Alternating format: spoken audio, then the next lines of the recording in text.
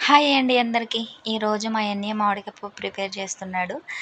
ముందుగా కందిపప్పు, పెసరపప్పు కొంచెం బాయిల్ చేసి పక్కన పెట్టుకున్నాడు. ఆ క్లిప్ మిస్ అయింది. తర్వాత ఒక ప్యాన్‌లో ఆయిలేసి ఆవాలు, జీలకర్ర కొంచెం ఫ్రై చేసిన తర్వాత ఫ్రై చేయాలి. తర్వాత ఎండుమిర్చి వేసిన తర్వాత మిక్సింగ్ చేయాలి. తర్వాత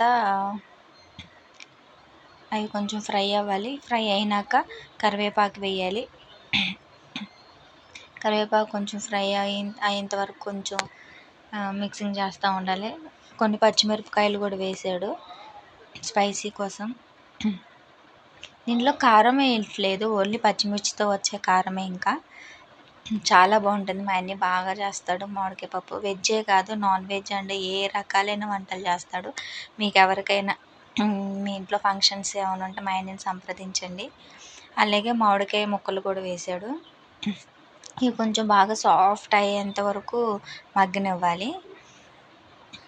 మగ్గనిచ్చిన తర్వాత అప్పుడు పోపు దీంట్లో వేస్తారు.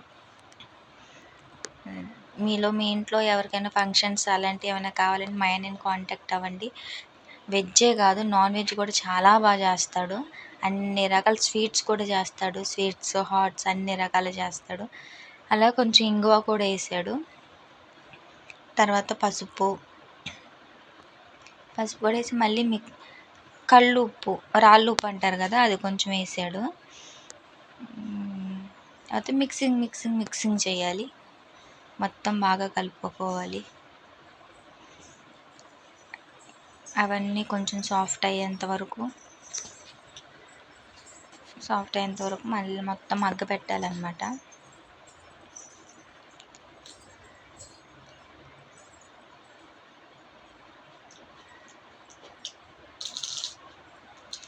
తర్వాత ఇందాక బాయిల్ చేసి పక్కన పెట్టుకున్నాం కదా కందిపప్పు, పెసరపప్పు, అవి పోపులు వేసేసుకోవాలన్నమాట. అప్పుడు పప్పు రెడీ అయిపోతుంది.